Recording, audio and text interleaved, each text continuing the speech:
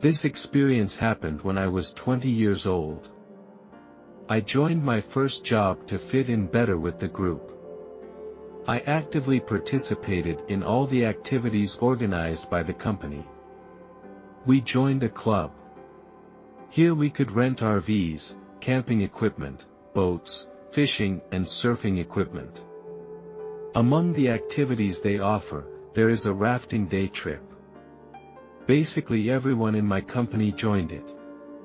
I was tempted to refuse because I can't swim, but my colleagues said it was very safe. Reluctantly, I bought a ticket as well. Our group tour was scheduled for June. The current was higher and faster than normal that year because the snow was melting in the mountains. In the morning, I set out in a single kayak. I felt that paddling seemed easy and not as dangerous as I thought it would be. At noon, we had lunch on the shore and took a break before continuing on to the more challenging sections. The guide led our group into the most dangerous part of the river, which was located between canyons and also had some large rocks in it. The guide gave us some tips and precautions. We set off. I was at the end of the line. I was very nervous to face such a challenge. I felt like I couldn't control my kayak. Soon I hit a boulder and rolled off the kayak into the cold water. Even though I was wearing a life jacket, the current was able to drown me. The shock of the cold water took my breath away and I began to lose my way. I could see the sky above me, but I couldn't reach the water. The current dragged me down and I felt I was going to die there. With my last strength I prayed, "God, please help me." Without oxygen, I grew weaker and eventually stopped struggling. I was limp in the cold water and I was in darkness before my eyes. Suddenly, my pain disappeared. It turned white around me and I was rushing through a tunnel. As the pain left me, I felt warmth and a sense of peace about my surroundings. Pure love entered me. As I left the tunnel, I realized that the upper part of my body was visible. And looking down, I couldn't see my legs. All I could see was what looked like a tail attached to my body, and the tail glowed white. I saw a room in front of me that seemed to be made of clouds, and the room didn't feel very solid.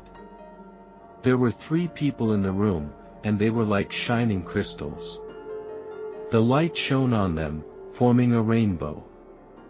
One of them was much larger than the other 2, and I was scared of them, and they seemed to realize it. Instantly, they turned into angels. They didn't have wings like birds, and when they spoke, their messages were sent telepathically. They could read my thoughts. I looked into their eyes and love radiated from them, as if they knew me well and I did not feel uncomfortable. One of the angels said, "You have come too soon, you should not be here now. You must go back and finish your work on earth. Now that you are here, we will show you something." The angel took a very thick book, which did not contain words, but some pictures and videos. I saw scenes from my life, like watching a movie.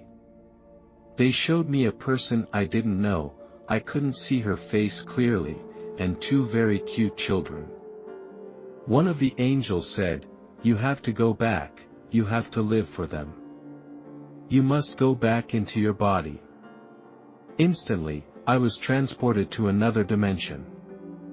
I could hear the most beautiful music. The breeze blew through the leaves. I could feel all the things around me. Animals and all kinds of plants. I became one with them.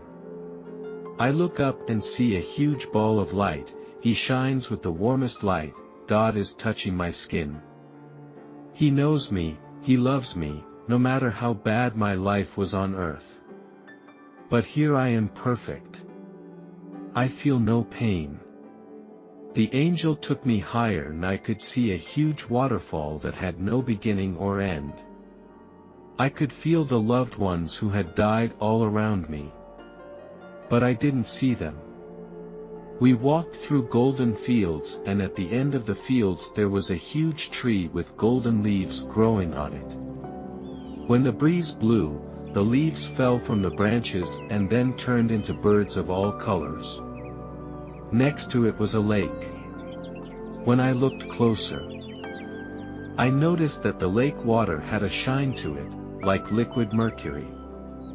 When you look even closer, you can see people living on the earth. The angel said to me, "You cannot cross this barrier. It is time for you to return to earth. You have work to do." I felt very sad. I cried and begged him to let me stay. He said, "When the time comes, I will come and get you." With that, he sent me back into my body. All the water I had inhaled came out of my mouth and I finally got air. A lifeguard grabbed my life jacket. I almost yanked him out of the kayak. Together, the others pulled me aboard and back to earth. I felt very confused, wondering why I stayed here and what my job was to stay. I now realized that I can help those who are lost through my experience. This should be considered one of the jobs God has given me.